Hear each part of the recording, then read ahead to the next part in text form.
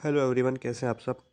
देखिए, कुछ बच्चों के मन में कुछ गलतफ़हमियाँ हैं, तो कुछ बच्चों की कुछ गलतफ़हमियाँ दूर करनी है। तो जो जनवरी से एग्ज़ाम है, आप सभी जानते हैं 15 जनवरी से आपके ओ लेवल के थ्योरी के एग्ज़ाम स्टार्ट हो रहे हैं। सीबीटी सीबीटी यानी कंप्यूटर बेस्ड टेस्ट बोल सकते हैं, ऑनलाइन होते हैं। तो कुछ बच्चों की जो कुछ गलतफ़हमियाँ हैं, वो यहाँ पे हम जो है आपकी दूर करने वाले हैं, जो भी गलतफ़हमियाँ हैं आपकी। क्योंकि मन में कोई डाउट नहीं होना चाहिए। कोई डाउट होगा तो फिर आपको जो है पढ़ने में मन नहीं लगता बच्चे का, और फिर उसके मन में यही घूमता रहता है कि क्या ऐसा हो सकता है, क्या ऐसा हो सकता है, क्या ऐसा होगा। तो वो होगा वाला सिस्टम ख़त्म कर दूंगा यहाँ पर। देखिए, 15 से एग्ज़ाम है। आज है 10 जनवरी, ठीक है। 10 जनवरी है, 5 दिन आपके पास है। किसी का 15 को है, किसी का 16 को है, 22 तक एग्ज़ाम होंगे, 22 जनवरी तक, ठीक है। तो जिसका भी एग्ज़ाम जल्दी है तो उसके लिए अच्छी बात भी है, क्योंकि जो पहले एग्ज़ाम हो जाते हैं ना, वो अच्छे हो जाते हैं। अच्छे का मतलब है क्वेश्चन जो है थोड़े से हार्ड लेवल के नहीं आते। जिस तरीके से या जिस तरह से एग्ज़ाम के दिन बढ़ते जाते हैं, यानी एग्ज़ाम होता जाता है, तो क्वेश्चन पता चलता रहता है बच्चों किस तरीके से आ रहे हैं, तो क्वेश्चन का लेवल थोड़ा सा अपर हो जाता है, बढ़ा देते हैं। ठीक है, ये तो हर एग्ज़ाम में होता है, आप सभी जानते हैं। तो इसलिए जिसका एग्ज़ाम जल्दी होगा ना, 15 को 16 को हो जाएगा, बहुत खुशी है आपके लिए। खुशी मतलब बहुत ज़्यादा टेंशन नहीं लेनी, अच्छे क्वेश्चन आएंगे एग्ज़ाम में, इजीली कर लोगे। अब यहाँ पर देखिए, सबसे पहले जो सर्दी बहुत है। अब सर्दी है तो आपको अपना ध्यान रखना है, क्योंकि अपना ध्यान नहीं रखोगे तो फिर एग्ज़ाम देने कौन जाएगा। मैं तो जाऊँगा नहीं एग्ज़ाम देने, आप ही को जाना पड़ेगा। ठीक है, तो अपना ध्यान रखना है, सर्दी बहुत ज़्यादा हो रही है। और जिस किसी का एग्ज़ाम सेंटर पास है, अच्छी बात है, फिर भी टाइम से निकलना है। जिसका दूर है वो कम से कम 30 मिनट पहले निकल जाए। जैसे आपको लग रहा है कि मेरा एग्ज़ाम 11 बजे से स्टार्ट है, और अगर मैं 10 बजे भी निकलता हूँ घर से, तो मैं आराम से पहुँच जाऊँगा। तो आपको 9:30 बजे निकलना है, क्योंकि रास्ते में ट्रैफिक मिल जाए, कुछ कोई एग्ज़ाम सेंटर पे जाके बैठ जाना, खड़े रहना, कोई दिक्कत नहीं है। लेकिन अगर देर से पहुँचोगे तो ना खड़े होने के लायक रहोगे, ना बैठने के लायक रहोगे। ठीक है, तो फिर आप वापस घर आने के लायक रहोगे बस। तो वापस घर आने के लायक ना रहो, एग्ज़ाम दे के घर आओ, ऐसा कोई काम करो, ठीक है। तो बाकी जो मैंने आपको बताया है, इसका ध्यान रखना। कभी आप ये कहो कि आप कहते रहो हम तो अपने मन की करेंगे, मन की तो कर लेना आप, जैसे मन की तो करते ही हो, लेकिन किसी का कहना भी मान लिया करो। थ्योरी एग्ज़ाम में वाइवा होगा या नहीं होगा, बच्चा पूछ रहा था मेरे से आज। तो क्या थ्योरी एग्ज़ाम में वाइवा भी होता है? तो मेरे भाई, वाइवा सिर्फ प्रैक्टिकल में होगा, और वाइवा जो होता है ना, वो 80 नंबर का नहीं होता। वाइवा सिर्फ 20 नंबर का होता है। आपका जो प्रैक्टिकल में वाइवा होगा, वो वाइवा सिर्फ 20 नंबर का होगा। और उस 20 में से आपको 16-17 नंबर मिल जाते हैं, बाकी नहीं मिलते। यानी 18, 19, 20 बहुत कम लोगों को मिलते हैं। जो अच्छा करके जाता है उसको मिलते हैं, या जो सेंटर वाले किसी से बोल देते हैं, टीचर से जो वहाँ पे एग्जामिनर आए हुए होते हैं, कि अपना ही लड़का है, स्टाफ का लड़का है, इसको थोड़े से अच्छे नंबर देना। तो 18-19 की उम्मीद कर सकते हो, 20 में से 20 कम को मिलते हैं। तो जो थ्योरी एग्ज़ाम में वाइवा का डर है, वो नहीं होगा। बिना डर के एग्ज़ाम देके आना है। आपसे हमेशा कहता हूँ कि थ्योरी का जो 100 नंबर है, थ्योरी का पूरा पेपर आपके हाथ में है, ये समझो। प्रैक्टिकल का आपके हाथ में है या नहीं है, ये मैं नहीं कह सकता।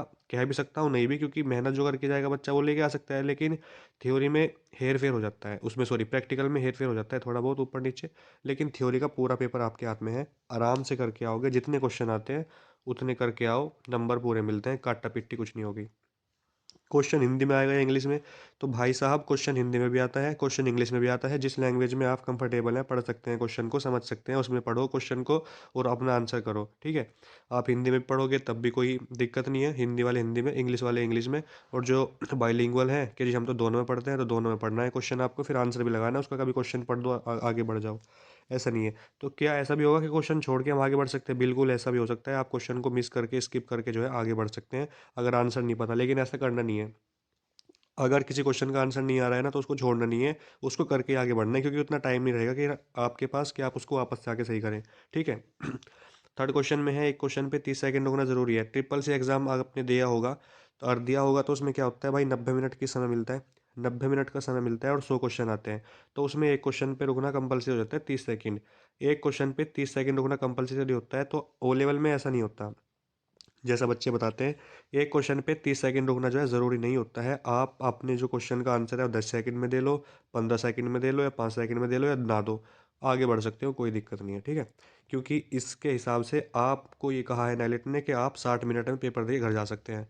सेंटर से बाहर निकलना है आपको, तो 60 मिनट में 1 घंटे पेपर कर लो, वापस आ जाओ बाहर, हो जाएगा एंट्री करके। क्या रफ सीट मिलती है पाइथन जैसे पेपर में, या थोड़ा सा मैं कह लूँ कि M2R5 में आउटपुट वाले क्वेश्चन आ जाते हैं, तो क्या रफ सीट मिलती है? क्वेश्चन पेपर मिलेगा वहाँ से करने के लिए, पेपर और पेन। तो पेन तो आप लेके जाओगे, इंस्ट्रक्शन में लिखा था एक ब्लू पेन लेके आ सकते हो जो कि ट्रांसपेरेंट होना चाहिए, पारदर्शी होना चाहिए, तो लेके जा सकते हो। रफ शीट मिलती नहीं है वहाँ पर।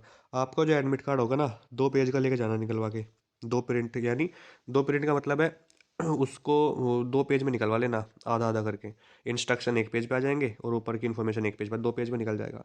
अब दोनों के पीछे का तो ब्लैंक ही रहेगा ना पेज, क्योंकि फ्रंट पे आपका होता है जो भी होता है, पीछे का ब्लैंक रहेगा दोनों पे। तो पीछे आप अपना क्वेश्चन जो है कर सकते हो, आउटपुट वाले क्वेश्चन हो, कैसे भी क्वेश्चन हो। और क्वेश्चन अगर आपके पास टाइम बचेगा तो क्वेश्चन लिख भी सकते हो कि कौन कौन से क्वेश्चन आए हैं, ताकि आप हमें आके बता भी सको कि कैसे क्वेश्चन आए, ताकि हम बच्चों को बता सकें। ठीक है भाई। तो ये आप बच्चों का फ़ायदा हो जाएगा, आपका फ़ायदा, बच्चों का फ़ायदा। एक दिन में 2 पेपर हैं भाई हमारे, तो इसमें हमें फ़ायदा है नुकसान है।